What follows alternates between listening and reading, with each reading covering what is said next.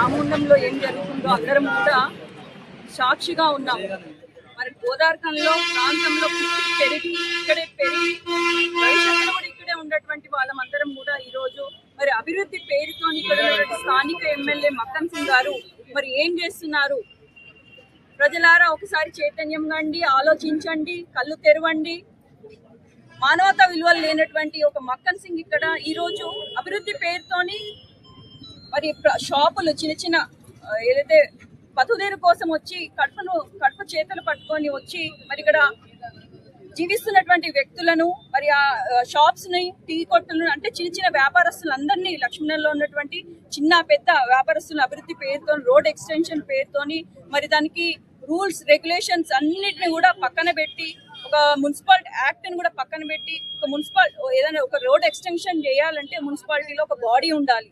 ఆ బాడీ తీర్మానం చేసిన తర్వాతనే కనీసం ఇప్పుడు ఇక్కడ అది ఎక్కడైనా కూడా జిహెచ్ఎంసీ రూల్స్ ప్రకారం ఒక ఇల్లు కూలగొట్టాలన్నా, ఒక రోడ్డుని ఎక్స్టెండ్ చేయాలన్నా కూడా తప్పకుండా మనకి పత్రం ఉండాలి, ఒక బాడీ ఉండాలి, దానికి పాస్ చేసినటువంటి బిల్లు ఉండాలి. మరి ఇవన్నీ కూడా పక్కన పెట్టి కార్పొరేటర్స్ ఉన్న బాడీని పక్కన పెట్టి మరి ఇప్పుడు ఎమ్మెల్యే గారు ఏకంగా ఒక్కలే దీన్ని ఒక ఏమంటారు రూల్ తీసుకొచ్చి వారు ఈ ప్రజల్ని ఇబ్బంది పెడుతూ ఉంటే కూడా ఇప్పటిదాకా కూడా సంవత్సరంన్నర నుంచి కూడా మరి ఎన్నో ఇల్లును ఎంతో మంది ప్రజల్ని మరి రోడ్డున పడేశారు. మేము ఇక్కడ నుంచి ఊరుకునేది లేదు. మరి ఇక్కడ ఉన్నటువంటి మరి కాంగ్రెస్ వాళ్ళకు కూడా సంబంధించిన మరి ఇల్లులు ఉన్నాయి, మరి వారి యొక్క షాపులు ఉన్నాయి, సింగరేణికి సంబంధించిన వాటికి మరి ఏ వాటికి పర్మిషన్ ఉన్నాయి, మరి వాటిని ఎందుకు కూల్చట్లేదు? మరి కేవలం ఒక ప్రజల మీదనే ఎందుకు పడుతున్నారు?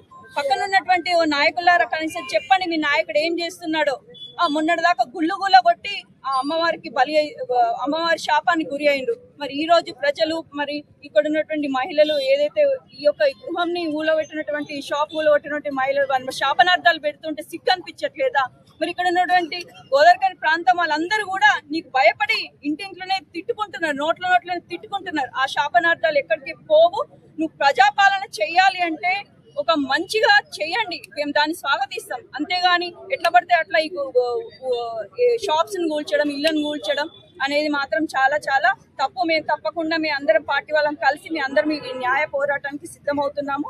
అదే విధంగా హ్యూమన్ రైట్స్ కూడా మేము భారతీయ జనతా పార్టీ పక్షాన హ్యూమన్ రైట్స్ కి మేము ఎక్కడంటే ఆల్ ఇండియా లెవెల్లో మరి పోయి మేము వాళ్ళు కంప్లైంట్ చేస్తాం. అదే విధంగా అక్కడ ఉన్నటువంటి రేవంత్ రెడ్డి కూడా మరి ఎటుపడితే అటు కూల్ చేసి ప్రజల యొక్క మానవ భావాలను దెబ్బతీస్తున్నాడు. అదే విధంగా ఇక్కడ కూడా మరి ఎమ్మెల్యే గారి మీద మరి ఇక్కడ స్థానికులు ఎవరైతే మున్సిపాలిటీ ఆఫీసర్స్ ఎవరైనా కూడా వాళ్ళ మీద కూడా మేము గవర్నర్ గారికి రిప్రజెంటేషన్ ఇచ్చి వారి మీద తప్పకుండా యాక్ట్ తీసుకునే విధంగా కూడా మేము అందరం కృషి చేస్తామని తెలియజేస్తూ మరి ఇక్కడ ఎవరైతే అన్యాయం చెందిరో వారికి న్యాయం జరిగేదాకా మేము పోరాటం సాగిస్తామని తెలియజేస్తున్నాం. ఖబర్దార్ మరి కాంగ్రెస్ లీడర్స్ మరి ఇలాంటి వారికి మీరు కూడా రేపు ప్రజల్లోకి వెళ్ళి మరి ఓట్లు అడిగి మరి కార్పొరేటర్ అవ్వాల్సిన మీరు కూడా మరి ఇలాంటివి మీకు కనిపిస్తలేవా?